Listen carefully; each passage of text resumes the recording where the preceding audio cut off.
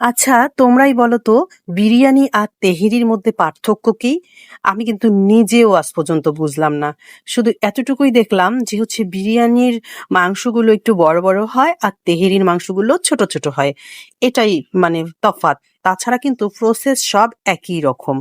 তবে কাচ্চি আর বিরিয়ানি দুটো আলাদা। দুটো দুই রকম প্রসেসে রান্না করা হয়। যাই হোক, আজকে আমি তেহেরি রান্না করব।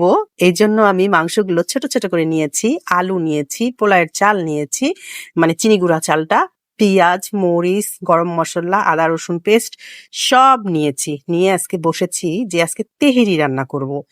এই জন্য এই যে মাংসগুলো ছোট ছোট করে কেটেছি, এখানে আমি আদা রসুন বাটা দিয়ে দিলাম, তারপর হচ্ছে বিরিয়ানি মশলা দিয়ে দিলাম, তারপর কাঁচা মরিচ আর পেঁয়াজ পেস্ট করেছি সেটা দিয়ে দিলাম, তেল দিয়ে দিলাম, সব কিছু দিয়ে একদম সুন্দর করে মাখিয়ে মেরিনেট করে রেখে দিব। তো যাই হোক, আমি এটাই বলি আর কি, তেহেরি আর বিরিয়ানির মধ্যে আমি কোনো তফাৎ দেখি না। যদি তোমরা কোনো তফাৎ দেখে থাকো তাহলে কিন্তু অবশ্যই আমাকে কমেন্টসে জানাবে, আমিও আসলে শিখে নিব। আমি এখানে সবকিছু সুন্দরভাবে মেরিনেট করে নিলাম, নিয়ে কিছুক্ষণ রেখে দিব। আর চালটা কিন্তু আমি আগেই ভিজিয়ে রেখেছি, কারণ আহ, এই চিনি গুঁড়া চালটা বা যে কোনো পোলার চাল তোমরা যদি আধা ঘন্টা 1 ঘন্টা আগে ভিজিয়ে রাখো, তাহলে কিন্তু সেই বিরিয়ানি বলো, তেহরি বলো বা কাচ্চি বলো, যেটাই বলো, সুন্দর ঝরঝরে হয়। এই জন্য আধা ঘন্টা 1 ঘন্টা আগে ভিজিয়ে রাখতে হয়। আমিও সেরকম ভিজিয়ে রেখেছি।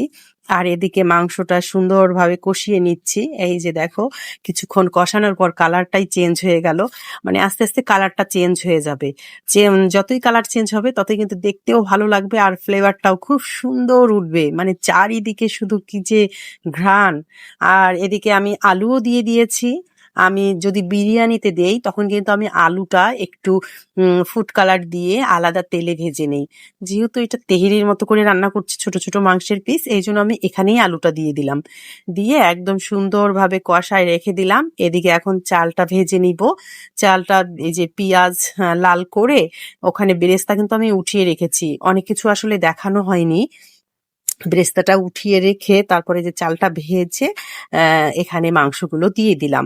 এটা কিন্তু একেবারেই সহজভাবেই করছি। অনেকেই আবার এই যে মাংস কষায় রাখলো না, ওর মধ্যেই চালটা দিয়ে দেয়, দিয়ে কষায় নেয়। আবার অনেকে করে কি, একদম চালটা ফুটে যায়, আধা ফোটা হয়ে যায়, তারপর মাংসটা দিয়ে দেয়। এক একজন এক একভাবে রান্না করে, যার যেভাবে সুবিধা মনে হয়। আমার এটাই সুবিধা মনে হয়েছে, তাই আমি এটাই করলাম। তারপরে এই যে গরম পানি ঢেলে দিলাম। গরম পানি ঢেলে দিয়ে তারপর আবার এই যে নাড়াচাড়া করব, করে এখানে কাঁচামরিচ দিয়ে দিব। মানে কি বলবো, তারপর হচ্ছে যে দুধ দিয়ে দিলাম। আর এত সুন্দর ফ্লেভার উঠছিল, সবাই শুধু বলছে কি রান্না করছি। ঘ্রাণ তো বের হচ্ছে বিরিয়ানির। যাই হোক, তারপরে যে ঢাকনি উঠায় দেখলাম যখন এই যে আধা ফোটা হয়ে যাবে, তখন আমি কাঁচামরিচ গুলো দিয়ে দিলাম। দিয়ে তারপর তো ঘি রেডি করে রেখেছি, একটু হয়ে আসলে তারপর আমি যে ঘি দিয়ে দিব। ঘি দিলে অবশ্য এর স্বাদটাই একেবারেই চেঞ্জ হয়ে যায়। এবার আমি একটা ঘরোয়া ঘি নিয়েছি। এই ঘিটা কিন্তু অনেক ভালো, অনেক সুন্দর ফ্লেভার। আমার কাছে ভালোই লেগেছে ঘিটা, অনেক সুন্দর। এই ঘিটা দিয়ে তারপর হচ্ছে আমি দমে রেখে দেব, একটু নাড়াচাড়া করে দমে রেখে দিব। তারপর ঘিয়ের ফ্লেভারটা চারিদিকে যাবে আর অমনি অনেক সুন্দর ঘ্রাণ বের হবে। আমার তো শুধু মনে হচ্ছে কখন রান্না কমপ্লিট হবে আর আমি খেতে বসে যাব। কারণ আমি খাবার অনেক খাবারটা অনেক পছন্দ করি। যতটুকুই খাই খুব টেস্ট করেই খাই, মন মতো করে খাই। আমি একেবারে হাবিজাবি অনেক কিছুই খাই না, কিন্তু যতটুকু খাই খুব মজা করেই খাই। অল্প একটু খাবো কিন্তু মজা করে খাবো। তারপরে যে প্লেটে রেডি করে নিচ্ছি, নিয়ে আমি বসে পড়বো খেতে। আমি আমি অবশ্য আগে খাবো না, আগে গুনগুনের বাবাকে দিব। তা যাই হোক, আমি যেহেতু ভিডিও করছি তাই আগেই আমি একটু রেডি করে প্লেট সাজিয়ে নিয়ে বসলাম। একটু খেয়ে আর কি গুনগুনের বাবাকে দিব। সবাই ভালো থেকো, সুস্থ থেকো, আমার জন্য দোয়া করো। আল্লাহ হাফেজ।